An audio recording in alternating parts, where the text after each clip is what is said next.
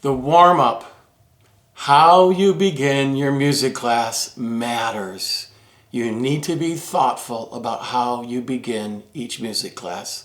And I'm going to encourage you to consider creating a routine for beginning every music class, something that's predictable, something that the children can count on, that they know is going to happen at the beginning of every music class. You just had an opportunity to observe me modeling for you the warm-up routine that I used in my classroom for nearly 25 years. But I want you to know, I didn't really create that warm-up routine. I kind of stole it.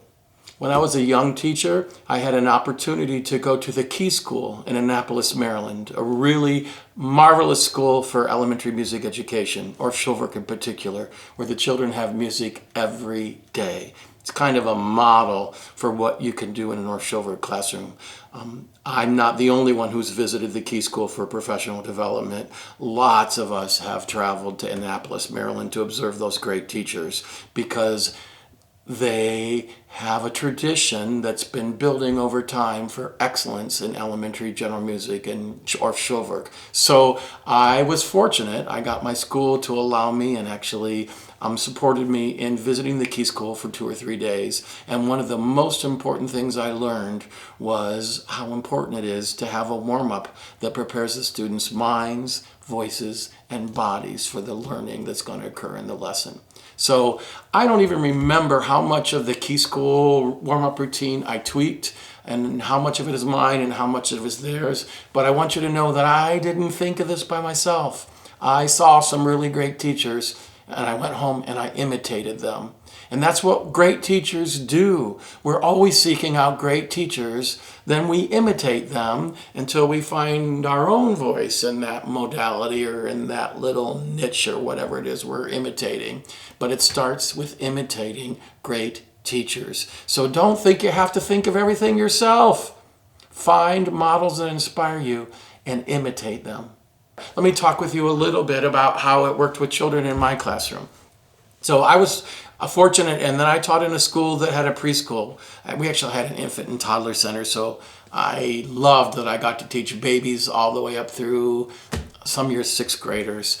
And when kids came to my classroom for preschool music, it was primarily eurythmics based. And in a eurythmics classroom, children take off their shoes and socks. So in my classroom, we carried that through all the way through elementary school. The children would take off their shoes and socks in the hallway, put them in the cubby as they came into the room. Then they would lie on the floor. I had them gave them assigned seats in rows of 4 children. So they basically were spread out on the music room floor in a grid. They would lie down, close their eyes, and begin our class in silence. Now, honestly, do the children come in and be perfectly silent every day? No. Did I have to nag them to get that silence some days? You betcha. Was it worth it? I think so, because there's something about beginning music from silence that's just really exquisite. Then once the children were silent, I would begin vocalizing and playing with head voice sounds. So let me just take you through exactly what I would do with my children in my classroom, which I retired a few years ago, but this is what I did for about 25 years. Go ahead and just imitate me, echo me as if you're a kid in my classroom. So you're silent, you hear me, that's your become alert sign, and you're just going to imitate me. Whoop, whoop, whoop, whoop, woo!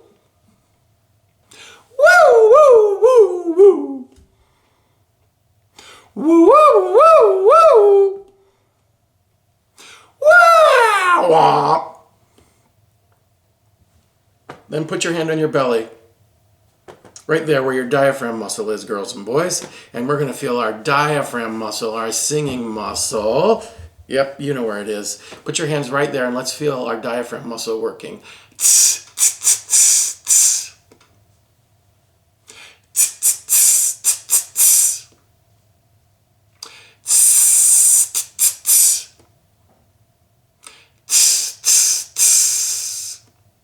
Did you feel that muscle bouncing? If you felt it, you know you're doing a good job supporting your singing because that diaphragm muscle right there is working. Then I would move into usually clapping, sometimes clapping and patting, body percussion.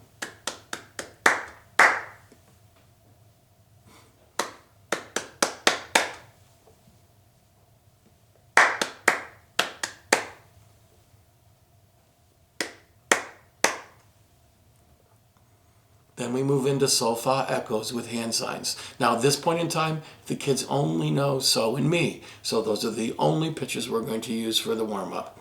So, mi, so, so, mi. Mi, so, so, mi, so. So, so, so, so, so, mi. So, mi, so. Then here's the great part. I grab my recorder, I play the pitches, you sing back in sol fa.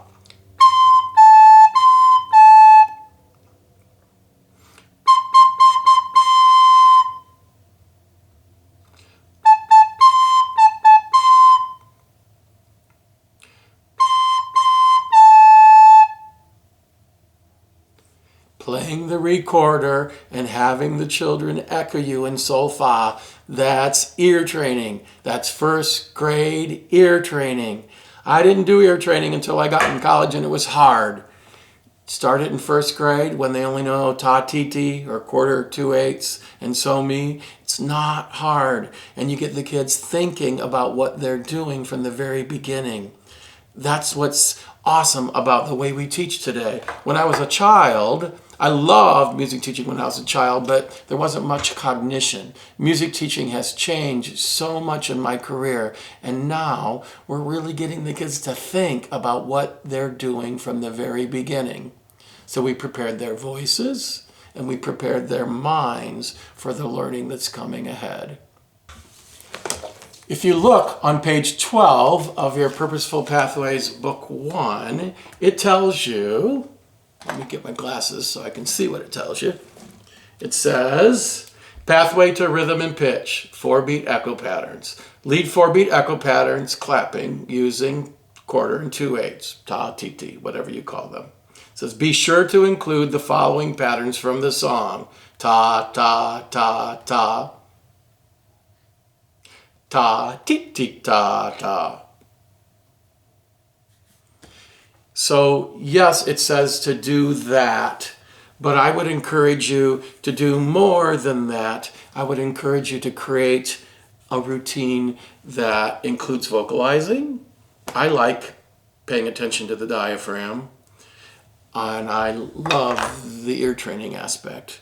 You'll also notice in the Purposeful Pathways books, we don't say at the beginning of every lesson to begin with echo patterns, but I'll tell you in my classroom, I began with 4-beat echo patterns every music class. If I didn't, it was really an exception, and there was a big reason why I chose not to do that. I'm going to encourage you to implement some kind of standardized warm-up routine in your classroom for a while.